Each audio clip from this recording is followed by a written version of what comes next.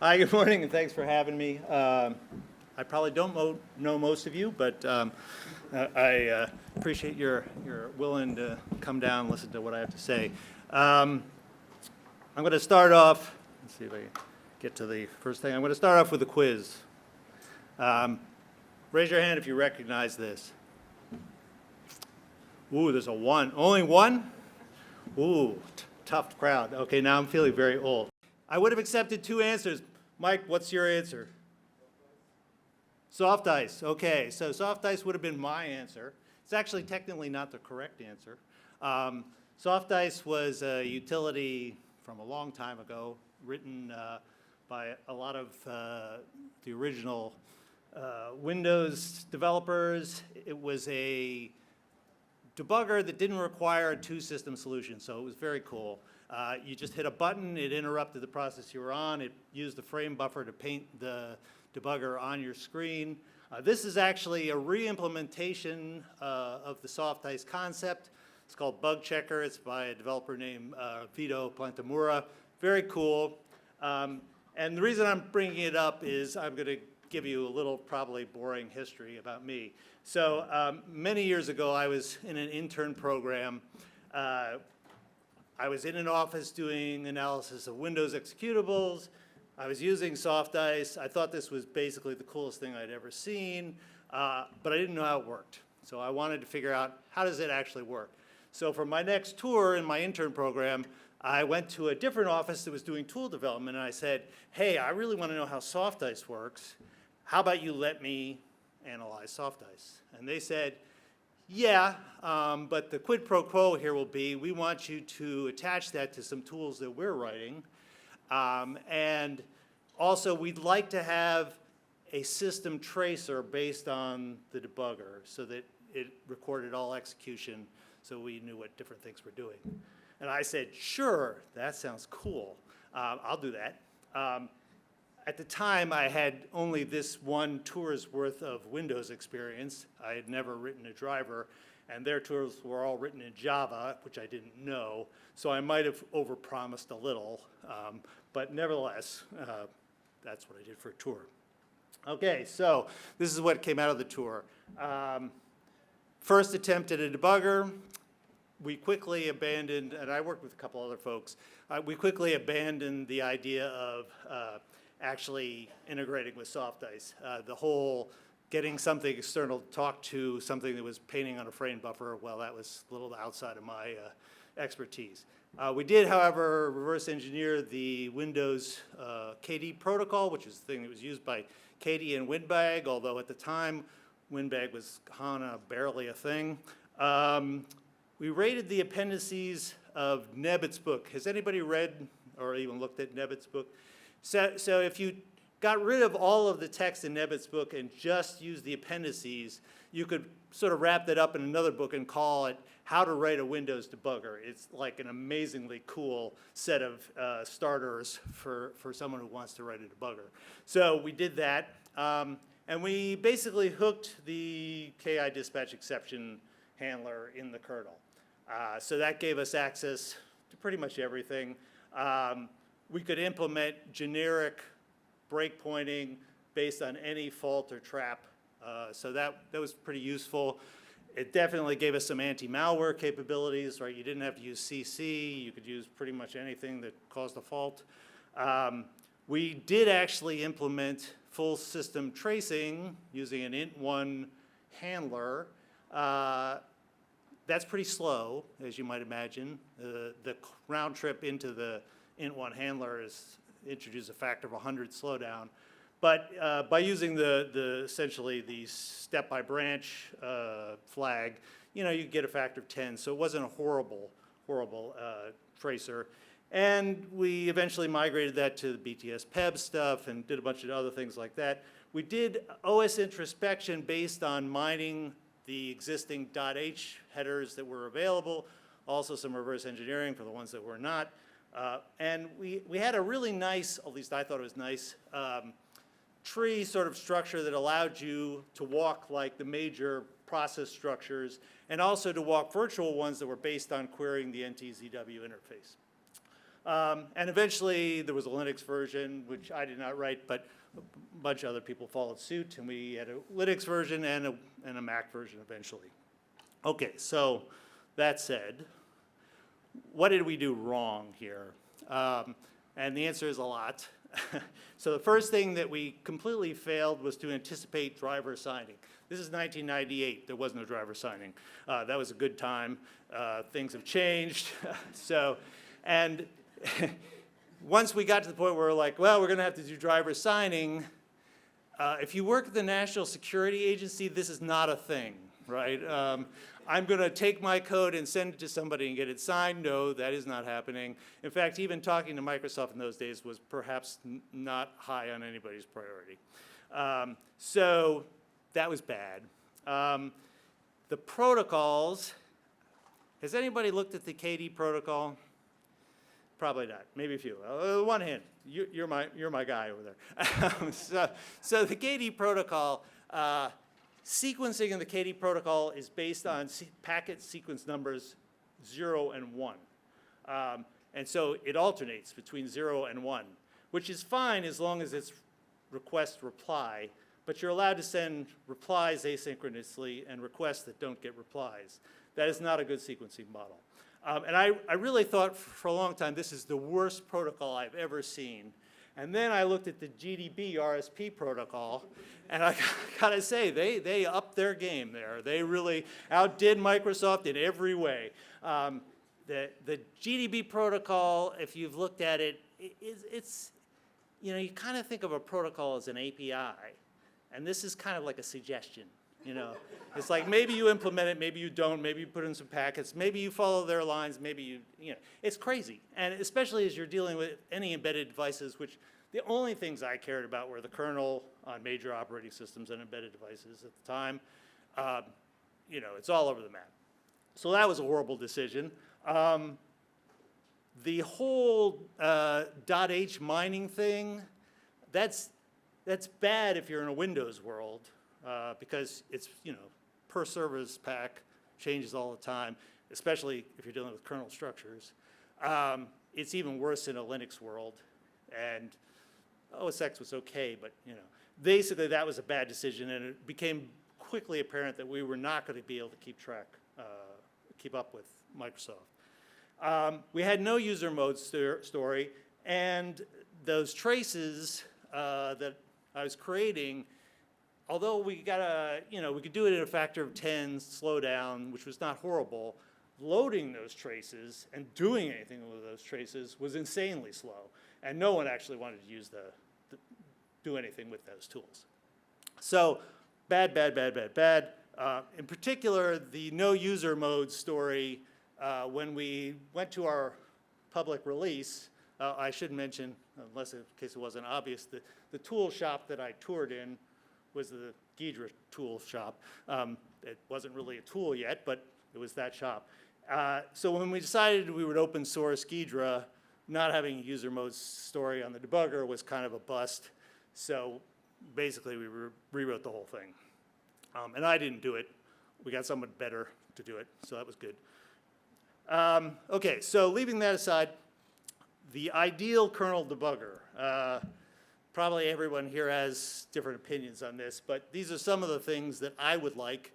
And I have to give credit to this Where at Dev. He did a very nice article on what you really want on a kernel debugger. This is pretty much what I want. So obviously this plethora of breakpoints. You want hardware breakpoints, software breakpoints. You like permission-based things, like if you access a page, just use that. Trace, watch points, conditional breakpoints. I mean, everything you probably use on a daily basis in any debugger. You'd like that in a kernel debugger. Break-in immediacy for me personally is a big thing. Like, I don't really want, when I hit the button to break into the debugger, I don't really want you to inject a thread and me to end up in that thread. I want you to break on the process that was running at that time. That was cool about SoftIce. You know, if you wanted to say, where's the crypto algorithm in this particular processor, you handed a big file, you said encrypt this, and then you hit break, break, break, break, break, break, and 9 out of 10 times that's where you were, and so it was like, okay, well, that was obvious. Data visualization and transformation, I'm I like to see things in different ways, but I also like a little flexibility in how I do that. OS introspection, for anybody who's used volatility, obviously this is a big deal, right? OS independence, you know, we had a little bit of that at the time because we were using these protocols. You could access Windows, the Windows debugger from a Linux client. I like that. Expression evaluation, sort of obvious. Concurrency and multi-threading, primitives. A lot of debuggers have this sort of, but frequently you can dig your own grave pretty quickly. It's very confusing. Hot reload, a la Eclipse, you know, I'd like to be able to change values, blah, blah, blah. And, you know, if we're asking for everything, why not ask for time travel, omniscient debugging, et cetera, right? Any other asks in the crowd, just out of curiosity? No, nothing immediately? I'll ask again later. All right, so just looking at current debuggers, how many people have used the new version of WinBag, the WinBag version 2? Pretty cool, no? I think it's pretty cool. In particular, they implemented the thing that I implemented, which I was like, oh, how cool is that? Where you can walk the kernel structures or the process structures. You know, you either start at the PEB or the K process or whatever, and you can walk in and just navigate your way and see what's going on. It's pretty cool. They also have a great model for data visualization and transformation, I think. So points to the guys who rewrote WinBag. I should say, you know, back in the day, even Microsoft didn't use WinBag. I mean, they used KD. You know, this WinBag was some nonsense, and so it was bad. So this is a major step forward. Doesn't have the break-in immediacy. Does have some changes in the kernel behavior. That's obviously a problem if you're in the malware world. And, you know, obviously it's Windows only. Okay, so just, you know, a couple pictures. So this is the Windows WinBag version 2 breaking in sort of like soft ice, right, with the one system environment. I don't know if you can all see that from there, but, you know, it does have this ability to navigate major structures. That's cool. But again, you know, you can see we're in KI swap context. Like, I don't care about KI swap context. I wanted you to break where I was. Oh, well. But it, you know, still pretty good. Okay, so, and this is, I'm sure everybody here is familiar with this. Let's say I still want to do Windows debugging, but I want a little more low-level access, so I use QEMU or VMware. I use the GDB stub there. Gives me the break-in immediacy. I like that. Kernels as is. I like that. You can do time travel debugging, sort of, if you don't mind also your trace having all of VMware and QEMU in it. That's fine, maybe. And it, you know, tons of break-in primitives, and if you don't like their break-in primitives, you write your own, right? So that's cool. And, you know, the obvious downsides here, right? No OS introspection, really, you're kind of on your own. Expression evaluation, and, you know, all those commands, the bang whatever you wanted to do is not there, right? So you don't get into GDB and do bang that. Doesn't happen. All right. Okay, so, and again, you know, just sort of emphasizing the point, right? You know, if you look at the registers, that's great. That's real information. If you look at the thread list, those are not the threads. Those are the virtual CPUs in VMware. So that is not what I wanted, right? Okay, so halfway there. All right, probably no one uses the Ghidra debugger yet. I understand that it's still beta, really, when you get right down to it. But we can do this to a certain extent, right? So the Ghidra debugger right now is largely a wrapper around existing debuggers, right? So it wraps the Windows interface, all the debug engine API. So you can do essentially the same kinds of things that you did in WinBag preview. Maybe not as well, I don't know, up for discussion. But you can integrate it then obviously with the static analysis in Ghidra. So half a win there, all right? So plus volatility, right. Obvious use case for volatility, right? OS introspection. So you've done a lot of work. It's all there. All I got to do is hook it up to my stuff. First version of the debugger, we did this with Volatility version 2, and we used essentially Fuse. So we, it was very much a file-oriented thing. We just emulated a file and pointed your API back at our read-write functions, and that was done. That worked, so that was nice.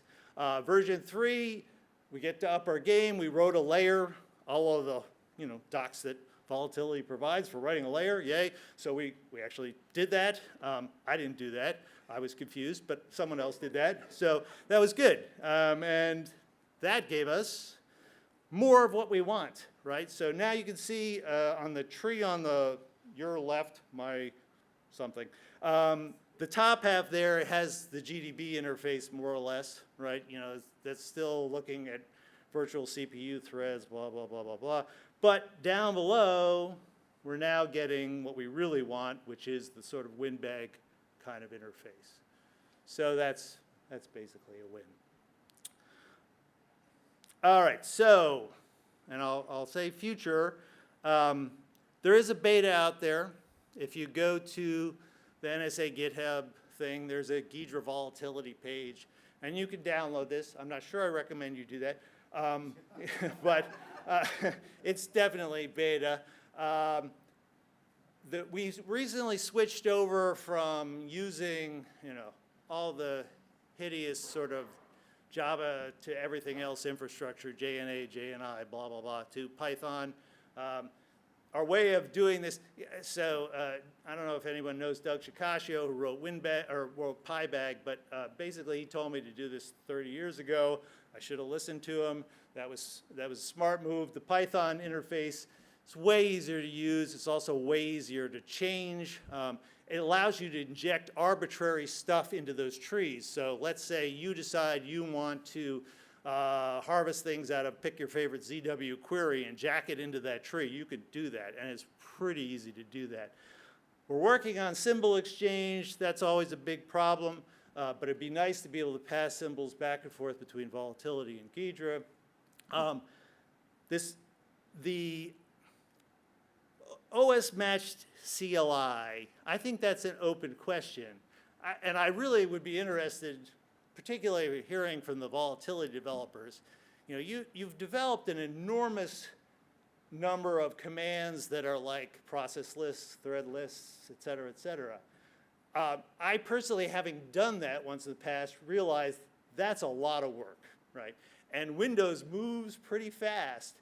And so keeping up with people's requests on that front, it may not be what you want to sign up for, right? So one other possible way of approaching this, I don't know, has anybody followed the Winbagility or any of those things? Okay, so you could basically do the following, right? You could host a debug engine in a wine environment on your box, ramp that back to doing the queries through Ghidra back into VMware QEMU, right? And then you could actually run all the commands that were in Winbag, and the only pieces of information that you'd really need from Volatility were the things that got you started in the beginning, right? All the pieces like, where is the kPCR, where is the kernel loaded, all the stuff that's in this encrypted KD debugger data block, which just, that's annoying. So you could basically use Volatility for your first step and then possibly use the native CLI. So maybe that's a win, I don't know. And we dumped our existing tracing on the floor, so we're still looking at what's the new model for tracing. The Winbag tracing is actually pretty good. TTD is very fast, it's very efficient. It's really unfortunate that that's not an open source spec, because the indexing on that is pretty useful, and I personally don't want to reverse engineer that. But push comes to shove, I suppose that's what I'm doing. And I think I talked very fast, but and I assume people would have questions. So this is me. Obviously, go to the GitHub thing. For anyone who actually ever has a Ghidra thing that they have a question about, post it on our GitHub page. We're not allowed to talk to you any other way. So, you know, if you post it in Twitter, I'm like, well, there it is. Oh, well, too bad I can't answer that. So if it comes to our GitHub page, I have an MOA that says I can answer that question, right?